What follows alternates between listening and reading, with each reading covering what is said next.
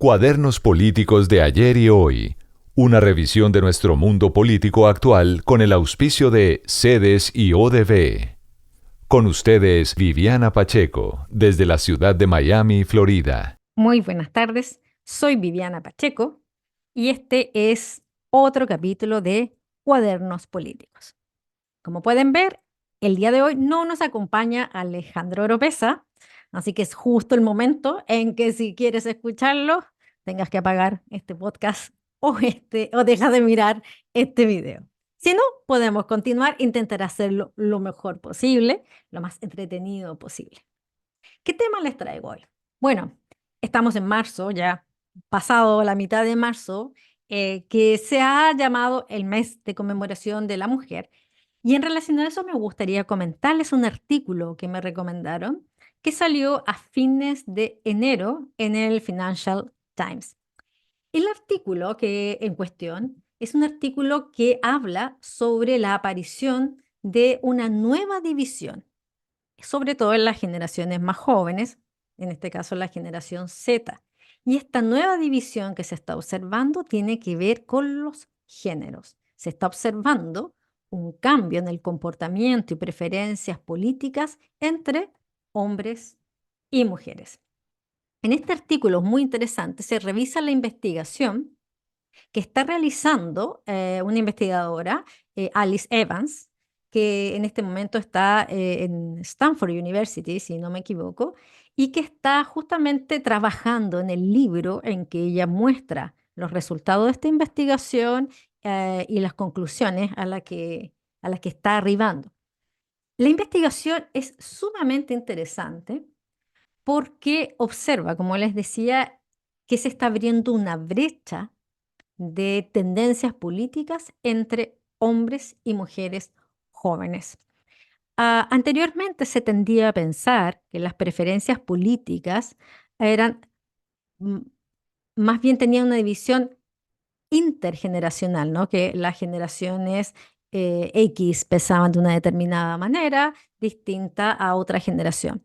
Pero lo que ella observa es que dentro de una misma generación se está observando una nueva brecha, una nueva forma de aproximación a la política.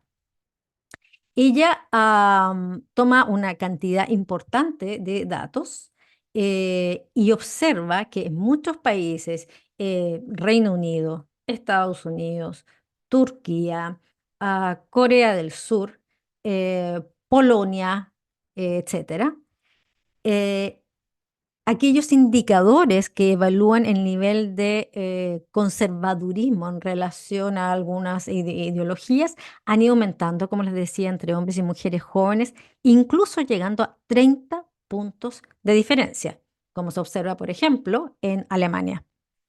Em, es interesante observar este fenómeno porque nos abre la pregunta, bueno, dos preguntas básicas, ¿no? ¿A qué se debe este nivel de este gap que se está abriendo dentro de esta generación y qué consecuencias podrían tener en los próximos procesos electorales, por ejemplo, o de participación ciudadana? Uno podría tomar desde el sentido común una primera aproximación y decir, bueno, probablemente esto puede ser pasajero, pero no lo sabemos.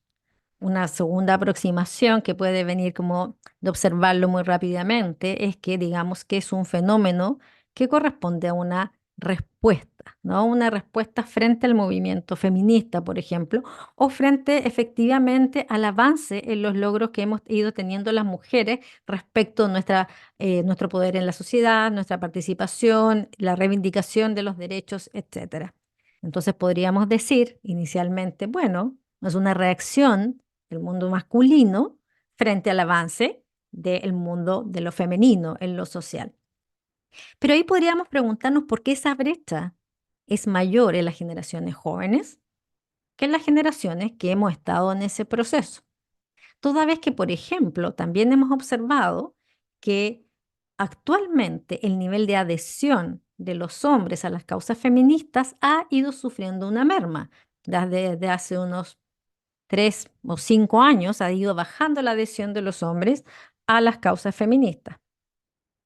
Podríamos también preguntarnos respecto a esto, ¿cuánto hay de la capacidad de reconstrucción del rol de lo masculino?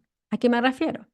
En todos estos procesos de reivindicación femenina y movimientos feministas, eh, lo que se ha ido haciendo, ¿cierto? Es el rediseño de lo que comúnmente todos entendemos por el rol de la mujer o el rol del hombre en la sociedad.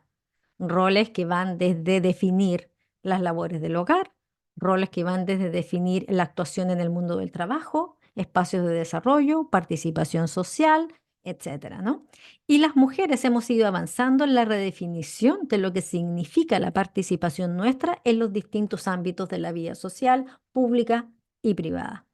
Sin embargo, no hemos observado inmediatamente o con tanta nitidez, creo yo, un mismo proceso del lado de los hombres, es decir, cuánto el llamado rol masculino ha tenido también de rediseño, de reflexión, de repensarse, de replantearse, de reconstruirse. Porque podríamos más bien observar que lo que está viendo es que si tú no rediseñas tu rol en esta relación, la percepción que se pueda tener es solamente de pérdida.